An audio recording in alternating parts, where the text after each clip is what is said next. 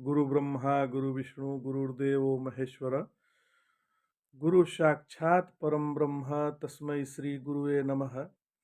सदाशिवसमारंभां शंकराचार्य मध्यमाम् अस्मदाचार्य पर्यन्तां वंदे गुरु परंपराम्। ओम श्री गुरुभ्यो नमः। ओम श्री परमात्मने नमः। हम लोग गीता के 18वें अध्याय पर विचार कर रहे हैं। पिछले सत्र में 28वें श्लोक तक हो गया था। अब भगवान जो है बुद्धि और धृति के भेद बतलाते हैं कि बुद्धि क्या है और धृति क्या है। भगवान कह रहे हैं बुद्धिर्भेदम धृतिश्चैव गुणतस्त्रिविधम शृणु प्रोच्यमानमशेषेण पृथक् तेन धनंजय। भगवान कह रहे हैं कि हे पार्थ, जो बुद्धि प्रवृत्ति और निवृत्ति, कह रहे हैं कि हे धनंजय, गुणों के अनुसार बुद्धि और धृति के भी 3 प्रकार के भेद मेरे द्वारा पृथक पृथक कहे, जो कहे गए हैं वो सुनो। तो बोल रहे हैं प्रवृत्तिम च निवृत्तिम च कार्याकार्ये भया भये बंध मोक्षम च या वेति बुद्धि ही सा पार्थ सात्विकी। हे पार्थ, जो बुद्धि, कौन बुद्धि? वह बुद्धि जो प्रवृत्ति निवृत्ति, कर्तव्य अकर्तव्य और भय अभय और बंध मोक्ष को जानती है, वह सात्विकी है। तो प्रवृत्ति और निवृत्ति में क्या अंतर है? तो चित्त की जो व्यवहार की वृत्ति प्रवृत्ति है और निर्व्यापार स्थिति जो निवृत्ति है, मतलब जब चित्त जो है संसार में वृत्ति करता है तो वो प्रवृत्ति कहा जाता है। वही जब चित्त जो है संसार की ओर से अपनी ओर आकर्षित हो जाता है, स्वयं की ओर दृष्टि जिसकी हो जाती है, वो निवृत्ति परायण है, वो निवृत्ति बुद्धि है। तो प्रवृत्ति हो गई जो संसार की ओर जाए और निवृत्ति वह हो गई जो भगवान की ओर जाए। तो विचार दृष्टि से इनमें कोई न्यूनाधिक नहीं है, परंतु इतना भेद अवश्य है कि प्रवृत्ति में विचार का पूर्ण विकास नहीं होता, निवृत्ति में होता है। जैसे मिट्टी और कांच विचार दृष्टि से तो एक ही है, परंतु मिट्टी के मकान में बैठा हुआ मनुष्य बाहर का कोई पदार्थ नहीं देख सकता, किंतु कांच के मकान में बैठा हुआ सब कुछ देख सकता है। फिर भगवान कह रहे हैं यया धर्म धर्मम च कार्यम चाकार्यमेव च यथावत् प्रजानाति बुद्धि ही सा पार्थ राजसी। हे पार्थ, जिसके द्वारा मनुष्य धर्म अधर्म कर्तव्य कर्तव्य को यथार्थ रूप से नहीं जानता, वह बुद्धि राजसी है। तो उपर्युक्त 2 श्लोकों में कार्य अकार्य शब्द आए हैं, दोनों का अर्थ कर्तव्य और अकर्तव्य ही है, परंतु सात्विक बुद्धि वाला इनके विभाग को ठीक ठीक जानता है और राजस बुद्धि वाला कर्तव्य को अकर्तव्य तथा कर्तव्य में कर्तव्य समझता है, और इसी विषय में उसका निर्णय विपरीत होता है। अच्छा, तमोगुणी कौन बुद्धि है? तो भगवान कह रहे हैं कि अधर्म धर्ममिति या मन्यते तमसावृता सर्वार्थान्वी परिणताश्च बुद्धि ही सा पार्थ तामसी। कह रहे कि हे पार्थ, जो तमोगुण से आच्छादित बुद्धि अधर्म को ही धर्म मानती है और तथा सब विषयों को उल्टे ही समझती है, वह तमोगुणी है।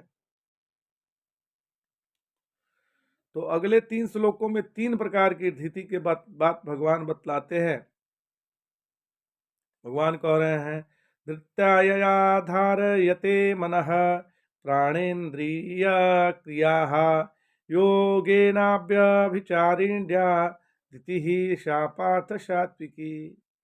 कह रहे कि हे पार्थ, जिस अव्यभिचारिणी धारणा से योग द्वारा प्राण और इंद्रियों की क्रिया को बस में किया जाता है, वह सात्विक धृति है।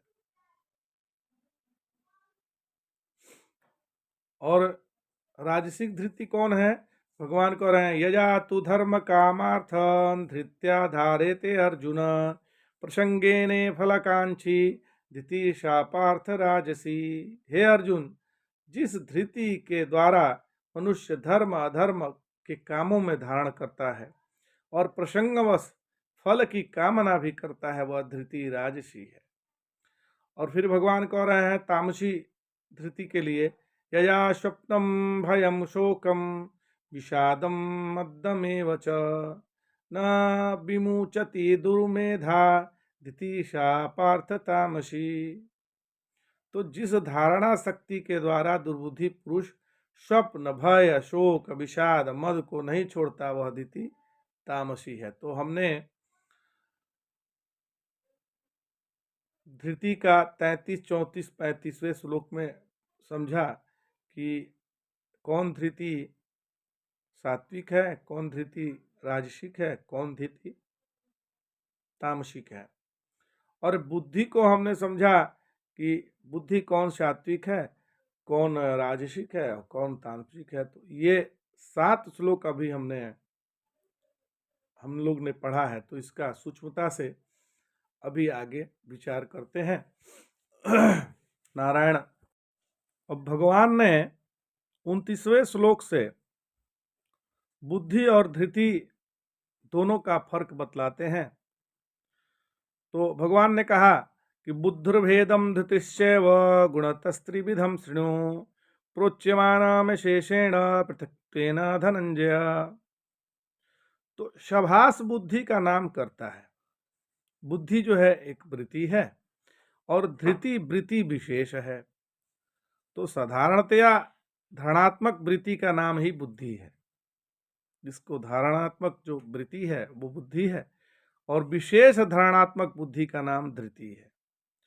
तो यहाँ 30वें श्लोक में भगवान ने सात्विक बुद्धि की जो परिभाषा दी है, प्रवृत्तिम च निवृत्तिम च कार्याकार्ये भयाभये बंध मोक्षम च वेति बुद्धि सा पार्थ सात्विकी। तो इसमें संन्यास लेने की भी जरूरत होती है। यदि मनुष्य के मन में यह कल्पना रहे कि एक दिन मुझे संसार छोड़ना है, तो संसार में व्यवहार करते समय भी संसार से उसका राग नहीं होगा। और जिसके मन में छोड़ने की कल्पना ही नहीं है, वह क्या करेगा? तो आज 50 वर्ष पहले 50 वर्ष क्या, आज से 100 वर्ष पहले मान लीजिए, रामघाट में एक सफेद कपड़े वाले साधु रहते थे। उनके पास 21 गिनियां थी और गिनियां जो सोने की गिनियां होती है। उनकी सेवा में कोई रहता नहीं था। उन्होंने सोचा कि क्या करें इनका, करेंगे तो जरूर। उन्होंने हलवा बनवाया और हलवे में लगा कर सब गिनियां निगल गए। उनकी मृत्यु के बाद चेलों में लड़ाई हुई कि गुरुजी की गिनियां क्या हुई। अब उनका शरीर जब चिता पर जला तब राख में से गिनियां निकली। चेलों ने कहा कि अब इनका क्या होगा। निश्चय हुआ कि इनसे भंडारा किया जाएगा। जब भंडारे के लिए हलवा पूरी बनी तब कुत्तों ने आक्रमण कर दिया। उन्होंने न किसी ब्राह्मण को खाने दिया और न किसी साधु को खाने दिया, सब का सब जूठा कर दिया। तो बाबा, त्याग की वृत्ति भी मन में रखनी चाहिए। कहाँ तक प्रवृत्ति रखनी है और कहाँ तक निवृत्ति रखनी है, इसकी एक सीमा रेखा होनी चाहिए। बुद्धि से उसे ठीक से समझना चाहिए। कार्य तो क्या कर्तव्य है, क्या अकर्तव्य है और किस काम से डरना चाहिए और किस काम से निडर होकर चलना चाहिए, यह बात भी समझने की आवश्यकता रहती है।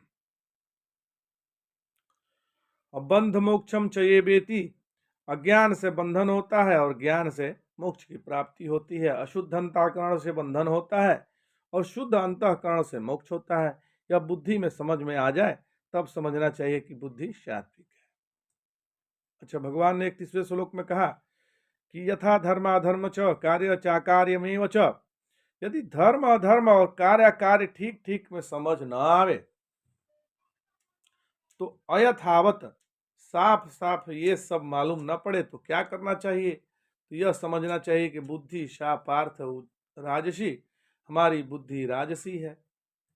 फिर भगवान ने कहा अधर्म धर्ममीति या मन्यते तमसावृता सर्वार्थान विपरीताश्च बुद्धि ही शापार्थ तामसी।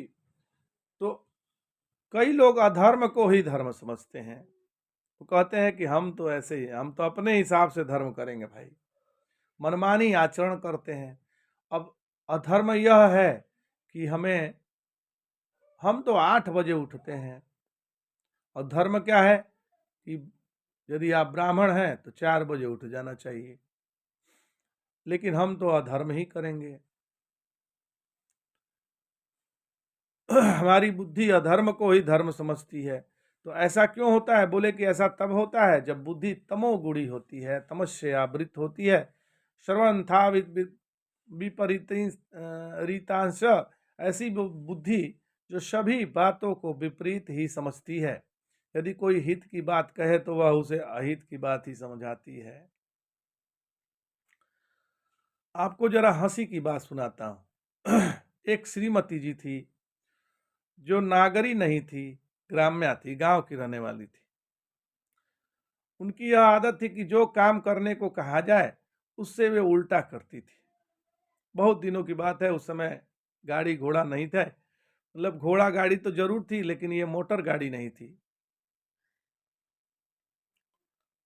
धीरे धीरे यह उनकी जो आदत थी कि जो बात कहें उनसे उल्टा वो करती थी।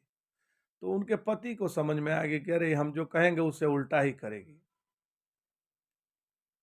तो एक दिन उनको मायके में कोई काम था, तो पति ने कहा कि देखो भाई, अब मैं तुम्हें तुम्हारे मायके कभी लेके नहीं जाऊंगा। तो वह बोली कि मैं आज ही जाऊंगी। तो अब वह पति के आगे आगे चल पड़ी। तो मार्ग में नदी आई। पति बोले कि देखो, कुछ भी हो हम नदी पार करके नहीं जाएंगे। श्रीमती जी बोली कि मैं तो जरूर पार करूंगी। तो नदी बहुत गहरी थी, उसकी धारा भी बहुत तेज थी। पति ने कहा कि देखो, नदी पार करनी है तो वह पेड़ की डाल पर मत पकड़ना। उससे कहा कि मैं तो जरूर पकड़ूंगी। वह डाल को पकड़ कर चली। तो अब पति भूल गया कि वह उल्टा करती है, तो उसे कहना चाहिए था कि डाल छोड़ दो, डाल छोड़ दो। तो उल्टा कहता कि डाल मत छोड़ो, तो वो छोड़ती नहीं। उसने कह दिया कि डाल जो है छोड़ दो, और वो सही में वो उल्टा कर दी। लेकिन उसके मुंह से निकला कि पकड़े रहना, मतलब डाल को पकड़ के चलना। ये नहीं कहना था, ये कहना था कि डाल को छोड़ दो, तो वो पकड़ के रहती। अब ये कह दिए कि डाल को पकड़े रहना। अब उसने क्या किया कि अब वो तो उल्टा करती थी, तो डाल डाल छोड़ दी। पेड़ की जो डाल थी वो छोड़ दी, और नदी बहुत तेज थी, उसी में बह गई। तो सर्वस्थाप विपरीत तांश, इसका तात्पर्य यह है कि जो बुद्धि सीधा काम जानती ही नहीं है, सब अर्थों को, सब वस्तुओं को विपरीत ही देखती है। अब धृत्या क्या है? धृत्या यया धारेते मनः प्राणेन्द्र किया। देखो, बुद्धि का अर्थ है समझना और धृति का अर्थ है रोकना। जैसे आप मोटर चला रहे हैं, तो न तो जिस ओर जाना है उसे ठीक तरह से देख कर समझ लेना चाहिए कि रास्ता कैसा है। यह समझना जो है वो बुद्धि है। और रास्ते में कहीं मोटर छूट न जाए, इसके लिए हैंडल को, ब्रेक को संभाल कर रहना, यह धृति है। दूसरे शब्द में मन प्राण इंद्री की जो क्रिया है उसे धारण करने वाला धृति है। वह सब धारण करती है। और जब बुद्धि योगाभ्यास करके व्यभिचारिणी बन जाती है, नहीं तो यदि बुद्धि व्यभिचारिणी हो तो क्षण भर में इधर से उधर कर दे। तो गांव में जब कोई ऐसी बहू आती थी तो बोलते थे कि ये बहू क्या घर में आई है, क्षण भर के लिए घर में जाती है और क्षण भर के दरवाजे पर लग जाती है, जब देखो खिड़की से लगी रहती है, सड़क वालों को झांका करती है। तो ऐसा बुद्धि से काम नहीं चलता। इसलिए योगाभ्यास करके अपनी बुद्धि को अव्यभिचारिणी बना लें। जो बुद्धि मन प्राण इंद्री की क्रिया को धारण करने वाली है वह बुद्धि सात्विक है। फिर बोले मया तु धर्मा कामार्थ धृत्या धारते अर्जुन प्रसंगेन फलाकांक्षी धृति स पार्थ राजसी। धर्म अर्थ काम को ठीक ठीक धारण करने वाली बुद्धि धृति है, वह राजस है। और यह स्वप्नम भयम शोकम विषादम मदमेव च न विमुंचे दुर्मेधा धृति स पार्थ तामसी।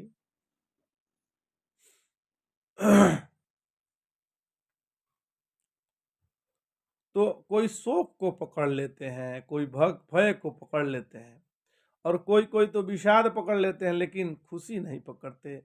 भगवान ने तुम्हें ऐसा मनुष्य शरीर दिया है, तो भी भगवान के यह देने पर भी तुम खुश नहीं हुए। कहते हो कि हाय हाय, आज तो हमारा यह बड़ा नुकसान हो गया, बड़ा अन्यायी है भगवान।